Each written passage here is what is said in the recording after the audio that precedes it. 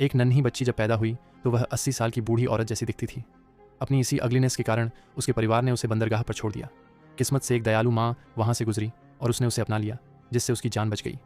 उस माँ को भी उस बच्ची के कारण लोगों के ताने सहने पड़े। जब वह 7 साल की हुई तो उसकी उम्र के बच्चे रोज़ उसका मजाक उड़ाते और उसे परेशान करते थे। केवल लूकी उसका बचाव करने के लिए खड़ा होता था। उस लड़के ने खुद जिद की कि वह उसे अपने डॉक्टर पिता के पास ले जाएगा ताकि उसके जख्मों का इलाज हो सके। हालांकि लड़के के पिता ने जब उसकी जांच की तो उन्हें पता चला कि उसे जन्मजात आर्थराइटिस है। उसके शरीर के अंग पूरी तरह से 70 साल की बुढ़िया जैसे हो चुके थे। डॉक्टर ने दावा किया कि वह लड़की 10 साल से ज़्यादा नहीं जी पाएगी। जब सबको लगा कि वह मर जाएगी, तभी लड़की ने महसूस किया कि उसका शरीर धीरे धीरे जवान हो रहा है। देखते ही देखते वह 18 साल की हो गई। इसी साल लूकी ने अपने सपनों की यूनिवर्सिटी में दाखिला पा लिया। उसने सबसे पहले यह खुशखबरी एनी के साथ साझा की और वादा किया कि पढ़ाई पूरी करके लौटने के बाद वह उसकी बीमारी ज़रूर ठीक कर देगा। एनी का मन उदास था, फिर भी वह उसके लिए खुश थी। अगले दिन लूकी ने अपनी जीत का जश्न मनाने के लिए जीवेई को पार्टी में बुलाया। लूकी को पसंद करने वाली एक ईर्ष्यालु लड़की उसे देखकर निराश हो गई, लेकिन लूकी ने कहा, इतने खुशी के मौके पर एनी के बिना कैसे चल सकता है ना? नफरत से भरी उस लड़की ने चुपके से लकी का एडमिशन लेटर फाड़ दिया और जानबूझकर अने से कहा कि वह सबको दिखाने के लिए वह लेटर ले आए।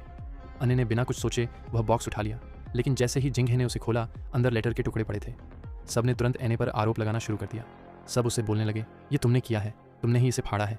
एने ने घबराकर सिर हिलाया और सफाई देने की कोशिश की। उसने बोला, मैंने ऐसा नहीं किया। उस दिन के बाद वे दोनों फिर कभी नहीं मिले।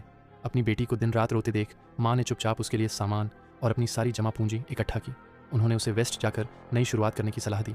अनई अपनी माँ के गले लगकर फूट फूट कर रोई और बोली, माँ मैं नहीं जाना चाहती। लेकिन माँ की जिद के आगे उसे झुकना पड़ा और अगले दिन वह जहाज़ पर सवार हो गई। खबर मिलते ही लूकी वहाँ पहुँचा, लेकिन वह एनी की आखिरी झलक भी नहीं देख पाया और बंदरगाह पर बार बार उसका नाम पुकारता रह गया। एनी वहाँ से चली गई और भटकते हुए वह एक क्लब में काम करने लगी। वहाँ उसे अपनी किस्मत बदलने का एक मौका मिला। उसे एक बड़े बिजनेसमैन का साथ मिला। जल्द ही एनी ने खुद को साबित कर दिया और वह उसकी खास सलाहकार बन गई। 6 साल बाद उस बिजनेसमैन ने उसे एक काम सौंपा। उसे किंगजो वापस जाकर वहाँ की ग्रुप कंपनी का CEO बनना था। उसने सोचा 6 साल हो गए, आखिरकार मैं घर वापस जा रही हूँ। दूसरी तरफ पढ़ाई पूरी कर लौटा लूकी रोज़ एनी की माँ से मिलने जाता था, लेकिन उन्हें एनी की कोई खबर नहीं मिली। आज लूकी का बर्थडे था। उसने एनी की माँ को भी अपनी पार्टी में बुलाया। एनी की माँ ने कहा, आज एनी का भी बर्थडे है, उसके लिए भी एक विश मांग लो। तभी वहाँ एक आवाज़ गूंजी, लूकी बहुत समय बाद मिले।